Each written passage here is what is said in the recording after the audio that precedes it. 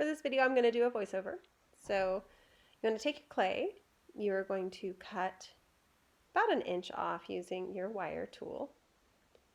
Remember, just pull very confidently and you should be fine.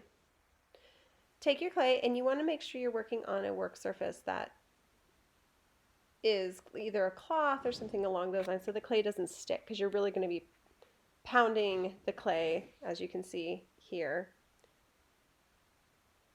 I love the shaky camera.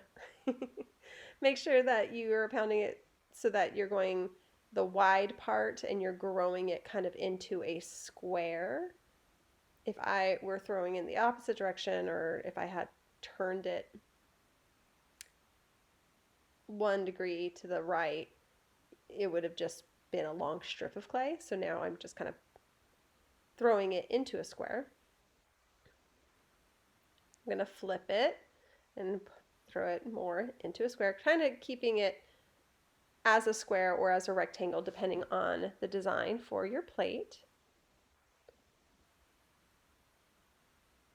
And now take your rolling pin. Any rolling pin will do. Hopefully you have a rolling pin at home. If you don't, you can always use like a can of soda. That actually works pretty well. Or any round, go into your kitchen, see what you have that's round and kind of rigid. The trick with using the rolling pin is to flip the clay every once in a while. Now I'm going to cut a little section off just to check the thickness. And you can see the thickness here. It's still a little thick. I don't want a plate to be that thick, but you want to find that happy medium where it's not too thick, not too thin. It's kind of the Goldilocks rules again. So I think about like the thickness of my finger being a good rule of thumb, no pun intended. So here I just threw it a couple more times and now just a little thinner. I really like that. Okay, so next up you're going to need a couple tools: newspaper, some scissors, a Sharpie, a little sheet of paper, and even maybe a pencil, and then of course a needle tool.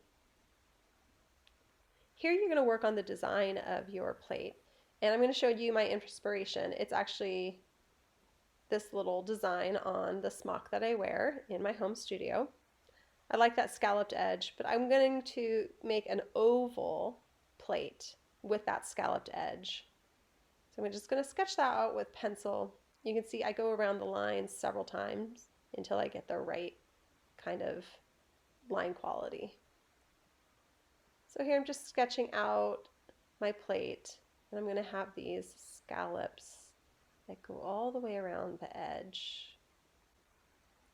There you go. So look at my fancy drawing. Take a piece of newspaper, you're going to fold it in half. You can do this with a regular sheet of paper as well. So I'm going to fold it in half hot dog wise and then fold it in half hamburger wise so that you have equal distance. You can find the center point basically. So we have this center line here that I'm sketching, and then you have a center line across and it goes right into the middle. So you can kind of figure out where the center point of your plate is going to be. You switch Sharpies so I can actually see what I'm doing. And same thing, I'm just going to use that same technique where I just go over and over and over the line until I get what I think is right. And instead of cutting it out as it is now, I'm going to fold it back in half. Hamburger, or no, this is hot dog wise, right? Hot dog wise. And then I'm just darkening that edge. Kind of figuring out like the design, making it make sense. So I'm just drawing 1/2, and then I'm going to fold it over again, hamburger wise this time. So I have that cross section where it was the center of the piece. Now I'm going to use my scissors.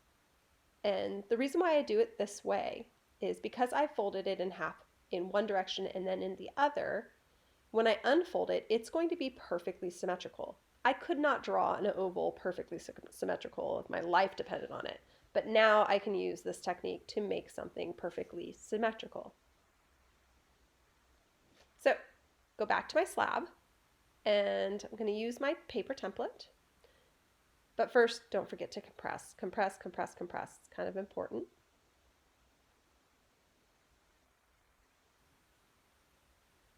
I'm going to compress one side, and then I'm going to turn it over and compress the other side.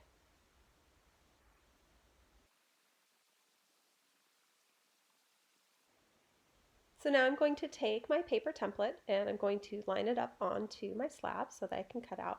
Now I'm being strategic. I'm lining it up in the bottom right-hand corner, which allows me to have a little bit of extra clay in the upper left-hand corner of my work table. And actually, you know what? I don't like how pointy that is. So you'll see me adjust that little part that kind of points out too much. It looked like a football. I didn't want it to look like a football.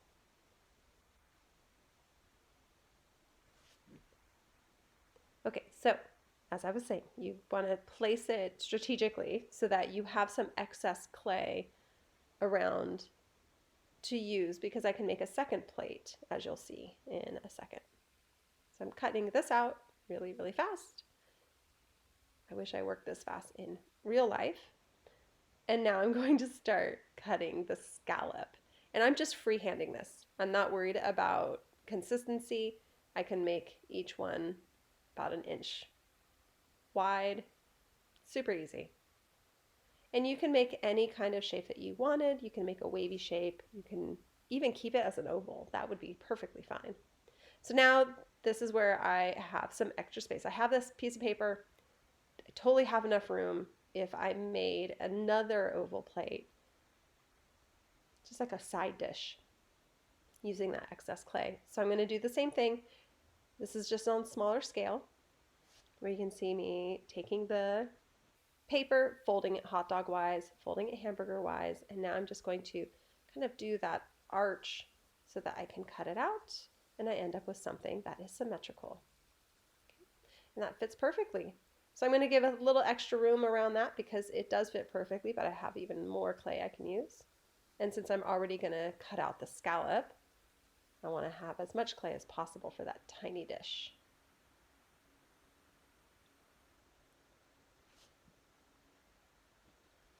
So now I have my scallop little plate. And for each corner, so if you do cut any fanciness around your plate, for each little interior cut where the cut is kind of coming together, you want to smooth out. And I'm also smoothing the edge all the way around, just using my finger to do that. I can also use a sponge, smoothing it out, kind of compressing those little cut marks so that they don't turn into cracks later on.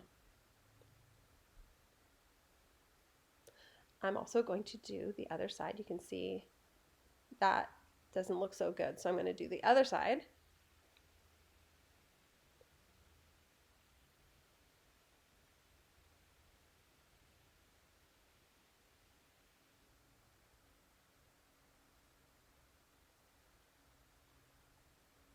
Okay.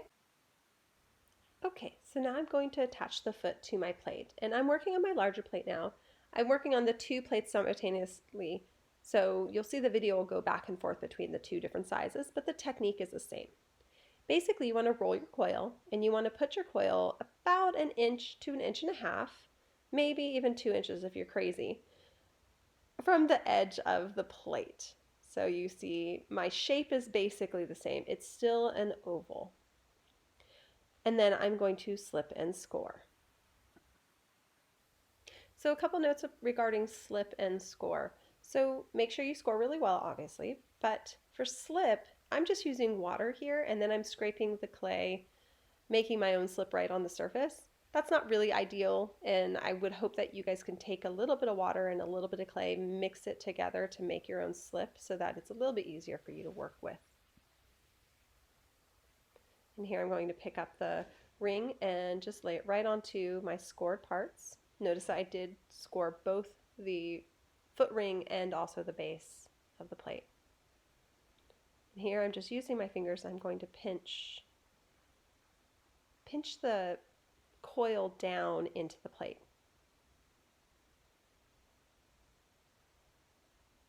So going all the way around.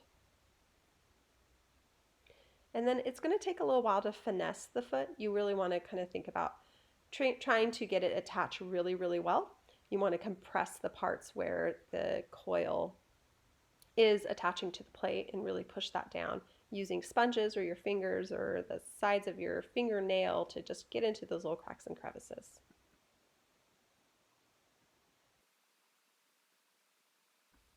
And I really do love this fast forward function. Makes me think I can build these, but honestly, it took me a good 15 minutes to build the 2 plates. So budget your time. Think about how you can take some shortcuts so that you can make as many pieces as you want.